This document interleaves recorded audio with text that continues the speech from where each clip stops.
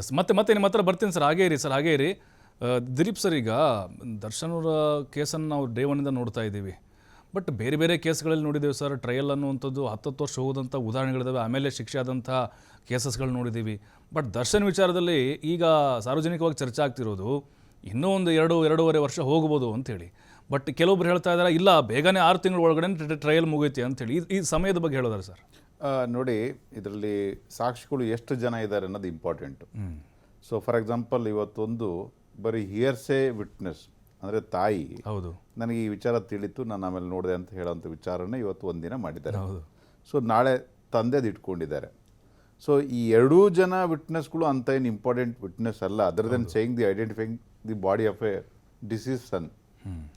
So ಇನ್ನು important witness ಇದಾರಲ್ಲ, ಅವರಿಗೆ ಕ್ರಾಸು ಎಷ್ಟು ಲೆವೆಲ್ಗೆ 17 ಜನ ಲಾಯರ್ಗಳು ಕೂಡ, ಫಾರ್ ಎಕ್ಸಾಂಪಲ್ 17 ಜನ ಆರೋಪಿತರಿಗೆ 17 ಜನ ಲಾಯರ್ಗಳು ಇದ್ದರೆ 17 ಜನರು ಕೂಡ ಕ್ರಾಸ್ ಎಕ್ಸಾಮಿನೇಷನ್ ಮಾಡೋವಂಥ ಒಂದು ಹಕ್ಕು ಇದೆ.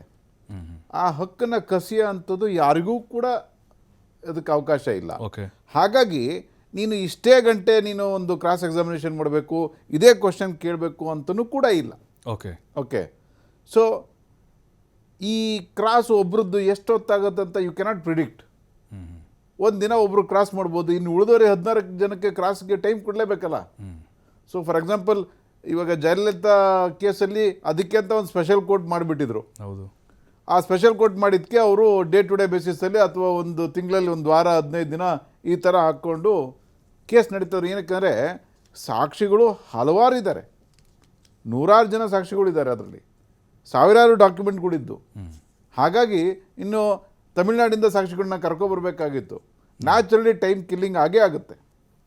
ಇದರಲ್ಲೂ ಅಷ್ಟೇ, it is not because somebody wanted to drag, but by naturally it will take time.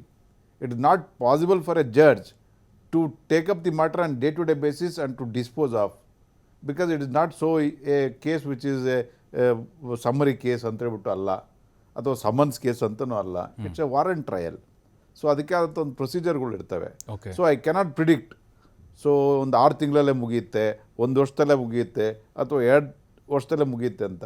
ನಾವಣ್ಣ ಎಷ್ಟೊಂದು ಮರ್ಡರ್ ಕೇಸಲ್ಲಿ ಇದೇ ರೀತಿ ಇವಾಗ ಎಲ್ಲ ತನಿಖೆ ಮಾಡೋರು ಪೊಲೀಸವರೇ, ಈ ಕೇಸಿನ ತನಿಖೆ ಮಾಡಿರ್ತಕ್ಕಂಥದ್ದು ಪೊಲೀಸವರೇ, ಎಲ್ಲ ಮರ್ಡರ್ ಕೇಸ್ಗಳ್ನು ತನಿಖೆ ಮಾಡೋದು ಒಬ್ಬ ಇನ್ಸ್ಪೆಕ್ಟರ್ ಲೆವೆಲ್ ಅವರೇ. ಓಕೆ, ಈ ಕೇಸಲ್ಲಿ ಇದ್ದಂಥ ಮುತುವರ್ಜಿ ಬೇರೆ ಯಾವ ಕೇಸಲ್ಲೂ ಯಾಕಿಲ್ಲ? ಕರೆಕ್ಟ್. ಒಂದು ಕ್ವಶನ್ ಮಾರ್ಕ್. ನಾವು ಸರ್ ಹೇಳಿದ್ರು ಇದರಲ್ಲಿ ತುಂಬ ವಿವರವಾಗಿ ಇನ್ವೆಸ್ಟಿಗೇಷನ್ ಮಾಡಿದ್ದಾರೆ ಅಂತ ಹೇಳ್ಬಿಟ್ಟು. Can you classify the investigation by seeing the person? Or he is famous, or he is familiar, or he is a star of the state? No. But why? There must be some intention. ಏನು intention ಇರುತ್ತೆ? ನಾನು ಈ ಕೇಸಲ್ಲಿ ತನಿಖೆ ಮಾಡಲಿಲ್ಲ ಅಂತಾರೆ, ನಾಳೆ ನನ್ನ ಮೇಲೆ ಏನಾರು ಸ್ಟ್ರೆಚಸ್ ಪಾಸ್ ಮಾಡ್ಬೋದು ಅಂತ. Why not in other case? ಅದರಲ್ಲೂ ಮಾಡಿ. So why this disparity between all other accused and especially this case? ಎಲ್ಲ ಕೇಸಲ್ಲೂ ಇದೇ ರೀತಿ ತನಿಖೆ ಮಾಡಿ, ಎಲ್ಲ ಕೇಸಲ್ಲೂ ಇದೇ ರೀತಿ ಶಿಕ್ಷೆ ಕೊಡಿಸಿ, ಎಲ್ಲ ಕೇಸಲ್ಲೂ SPPನೇ ಅಪಾಯಿಂಟ್ ಮಾಡಿಸಿ. ಸೊ ಇದು ಒಂದು ಪ್ರಕರಣ ಇಟ್ಕೊಂಡು ಇಲ್ಲ ಈ ರೀತಿ ಸಾಕ್ಷ್ಯಗಳೆಲ್ಲ ಇದೆ, ನಾವು ಇಷ್ಟೆಲ್ಲ ಮಾಡಿದ್ದೀವಿ ಅಂತ ಹೇಳೋದಿದೆಯಲ್ಲ, ನೀವು ಮಾಡಿದ್ದು ನಾನು ತಪ್ಪು ಅಂತ ಹೇಳಲ್ಲ. ಹೌದು. So I also do not admit that whatever you have done a investigation is justice for the victim also. ನಿಜ, ನಾನು ಅದನ್ನು ಹೇಳಲ್ಲ. But whatever your investigation, every accuse has got a right to cross examination. That is why the trial is made.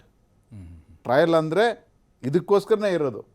ಇದರಲ್ಲೇ ಗೊತ್ತಾಗುತ್ತೆ ನಾವು ಅಪರಾಧಿಗಳು ನಿರಪರಾಧಿನ ಅಥವಾ ಅಪರಾಧಿನ ಅಂತ ಹೇಳ್ಬಿಟ್ಟು ಈ ಎಲ್ಲ ಎವಿಡೆನ್ಸನ್ನು ಕ್ರೋಢೀಕರಿಸಿ ಕೊನೆಗೆ ಏನಾದರೂ ಆರೋಪಿತ ಮೇಲೆ ಒಂದು ಏಳೇ ಸಂಶಯ ಬಂತು ಅಂದರೆ ಈ ಅಪರಾಧಿ ಯಾವುದೇ ರೀತಿ ಈ ಕೃತ್ಯದಲ್ಲಿ ಭಾಗಿಯಾಗಿಲ್ಲ ಅಂತ ಹೇಳ್ಬಿಟ್ಟು ಸಂಶಯ ಬಂದರೂ ಕೂಡ ಆರೋಪಿಯನ್ನು ಶಿಕ್ಷಿಸುವಂತಿಲ್ಲ. ಅದು ಸುಪ್ರೀಂ ಕೋರ್ಟ್ ಹೇಳುತ್ತೆ.